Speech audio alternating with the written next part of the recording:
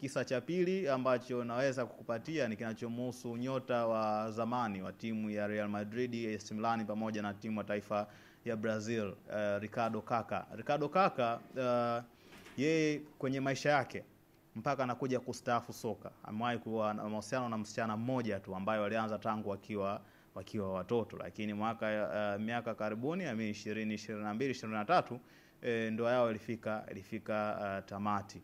Mwanamke huyo, moja ya vitu ambacho alivizungumza ni kwamba hakuwahi kuhisi kumkosea Ricardo Kaka, kwa maana kile kitu ambacho alikuwa anakitaka kutoka kwa Kaka alikuwa anapatiwa. Wale ambao alikuwa anamfanya sasa yeye aone huyu ni mwanaume gani, yani mwanaume yupo perfect, kwa maana akimhitaji, yes baby nahitaji kutoka out, anamtoa, anatoka naye. Bwana nahitaji kutoka na rafiki zangu, anamruhusu, anaenda, hampigi, hana nini, anampatia kila kitu ambacho anakitaka.